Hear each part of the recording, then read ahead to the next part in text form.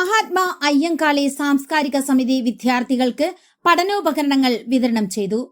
കാട്ടാക്കട മഹാത്മാ അയ്യങ്കാളി സാംസ്കാരിക സമിതിയുടെ നേതൃത്വത്തിൽ വിദ്യാർത്ഥികൾക്ക് പഠനോപകരണങ്ങൾ വിതരണം ചെയ്തു. SSLC +1, +2 പരീക്ഷകളിൽ ഉന്നത വിജയം നേടിയ വിദ്യാർത്ഥികളെയും ചടങ്ങിൽ അനുമോദിച്ചു. സമിതി ചെയർമാൻ ജോയ് ജോസഫിന്റെ അധ്യക്ഷതയിൽ ചേർന്ന യോഗത്തിൽ സെക്രട്ടറി സുരേഷ് നരുവാമൂട് സ്വാഗതം ആശംസിച്ചു. പരിപാടി കാട്ടാക്കട MLA MR ബൈജു ഉദ്ഘാടനം ചെയ്തു. ബ്ലോക്ക് പഞ്ചായത്ത് അംഗങ്ങളായ Anushma Basheer, Vijayakumar, Kombadikkal ward member KC Harikumar, Chettikonam ward member Shalini, Poovachal grama panchayat member Suresh Kumar, സമിതി ട്രഷറർ ജോയ് പൂവച്ചൽ, കോൺഗ്രസ് പ്ലാവൂർ മണ്ഡലം സെക്രട്ടറി നിജു, കണ്ടല സുരേഷ് എന്നിവർ ചടങ്ങിൽ പങ്കെടുത്തു. സമിതിയുടെ ഫൗണ്ടർ സുരേഷ് കുമാറിന്റെ പേരിലുള്ള മെമന്റോ വിദ്യാർത്ഥികൾക്ക് വിതരണം ചെയ്തു.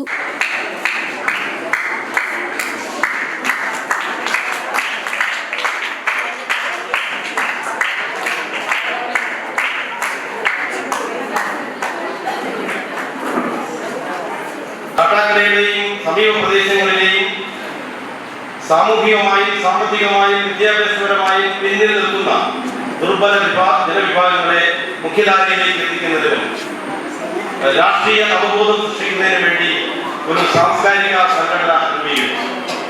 ആ സംഘടന രൂപീകരിച്ചപ്പോ നമുക്ക് അതിനിടാൻ പറ്റിയ ഒരു പേര് കണ്ടെത്തിയപ്പോ നമ്മുടെ കേരളത്തിൽ, പ്രത്യേകിച്ച് തെക്കൻ കേരളത്തിൽ ഏറെ സാമൂഹ്യ പരിവർത്തനത്തിന് നേതൃത്വം നൽകിയ മഹാത്മാ അയ്യങ്കാളിയുടെ പേരാണ് ഞങ്ങൾ അന്ന് അതിനുവേണ്ടി മുഖവിലക്കെടുത്തത്. ഈ പ്രദേശത്തെ ആളുകൾ വളരെ വളരെ ആവേശകരമായിട്ടാണ് ഈ സംഘടനയോടൊപ്പം ചേർന്നത്. ആ കാലത്ത് നമുക്ക് 20ഓളം യൂണിറ്റുകളുണ്ടായിരുന്നു. വിവിധ സ്ഥലങ്ങളിൽ കാട്ടാക്കട പഞ്ചായത്തും സമീപ പ്രദേശങ്ങളിലുമായി 20ഓളം യൂണിറ്റുകളുണ്ടായിരുന്നു. ബാലവേദി ഉണ്ടായിരുന്നു, പഞ്ചമി ബാലവേദി. അതുപോലെ സ്ത്രീകളെ സംഘടിപ്പിക്കുന്നതിന് സാവിത്രിബായി പൂലെ വനിതാ വേദി നമുക്കുണ്ടായിരുന്നു. എല്ലാവരെയും ഞാൻ ഹൃദയപൂർവ്വം അഭിവാദ്യം ചെയ്യുകയാണ്. ജോയി അണ്ണൻ അവസാനം പറഞ്ഞ വാക്കുകളൊന്നും നിങ്ങൾ സീരിയസ് ആയിട്ട് എടുക്കണ്ട. കുറേയൊക്കെ അദ്ദേഹം നമ്മളിപ്പോൾ എല്ലാം നമ്മൾ പച്ചയായ മനുഷ്യരാണ്. ഞാനും നിങ്ങളുമൊക്കെ ചെയ്യുന്ന കാര്യങ്ങൾക്ക് അത് മൈക്കിൽ കൂടെ കേൾക്കുമ്പോൾ നമുക്ക് വലിയ അത്ഭുതമായി തോന്നും. അതിലൊരു കാര്യമില്ല. അപ്പോൾ നമ്മളെല്ലാവരും നമ്മൾക്കിപ്പോൾ ഒരു സ്ഥാനം കിട്ടുന്നത് കൊണ്ട് മറ്റൊരു തലത്തിലേക്ക് പോകുമ്പോൾ നമുക്കൊരു പ്രത്യേകതയില്ല. ഞാനും നിങ്ങളെല്ലാവരും ഒരുപോലെയാണ്, ഒരേ അവകാശികളാണ്. ചില പ്രത്യേക സ്ഥാനങ്ങൾ, അത് തിരഞ്ഞെടുപ്പ് കാലങ്ങളിൽ ചില പ്രത്യേക ഇടങ്ങളിൽ നിങ്ങളുടെ വിഷയങ്ങൾ പറയുന്നതിന് വേണ്ടി സ്ഥാപിതമായ കാര്യങ്ങൾക്കപ്പുറത്തേക്ക് നമ്മൾ തമ്മിലൊരു വ്യത്യാസമില്ല. അപ്പോൾ ഞാനും നിങ്ങളെപ്പോലെയാണ്. അപ്പോൾ ജോയി അണ്ണൻ പറഞ്ഞ ഉമ്മൻചാണ്ടി സാറിനെ പോലെ എന്നൊക്കെ പറഞ്ഞ് ഭയങ്കര കടന്ന കൈയായിപ്പോയി. അദ്ദേഹത്തെ പോലെ ഒരു മനുഷ്യനാകാൻ അത് നമ്മളിനി എത്ര ജന്മം ജനിക്കണം എന്നുള്ളതാണ്. നോക്കൂ, കഴിഞ്ഞ ബജറ്റിൽ ഈ സർക്കാർ, ഉമ്മൻചാണ്ടി സർക്കാർ തുടങ്ങി വെച്ച ക്ഷേമ പദ്ധതികളെല്ലാം തിരികെ കൊണ്ടുവന്നു.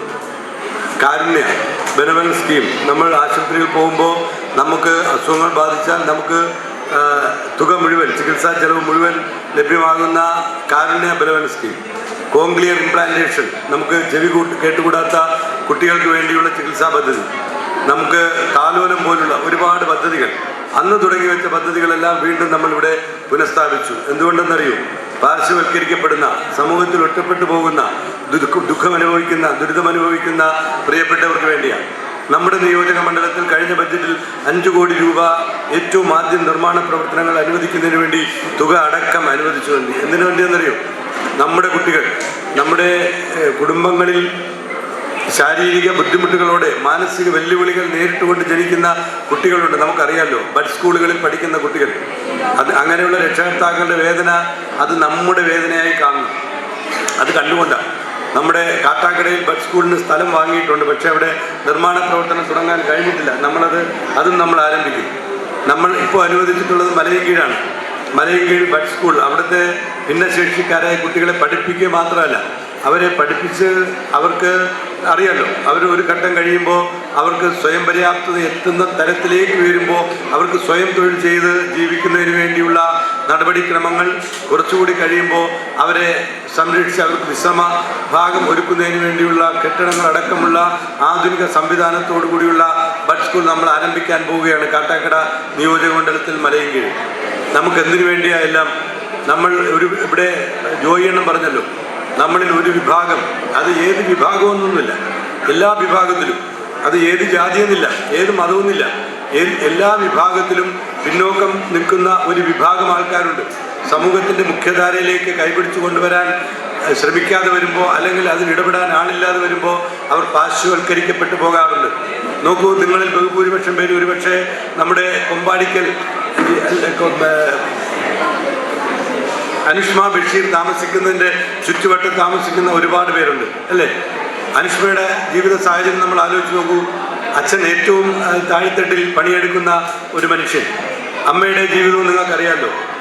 അനുഷ്മ എന്താ ഇന്ന് വക്കീലാണ്, അഡ്വക്കേറ്റാണ്, ഏകദേശം 5-6 വർഷത്തെ പ്രാക്ടീസുള്ള സഹോദരിയാണ്. നമ്മുടെ ഇടയിൽ നിന്ന് പഠിച്ചു വന്നതാണ്.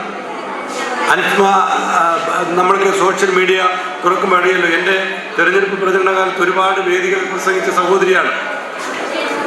അനുഷ്മയുടെ അനുജത്തി PhDക്ക് പഠിക്കുകയാണ്, PhD ചെയ്തു ഗവേഷണം നടത്തിക്കൊണ്ടിരിക്കുകയാണ്.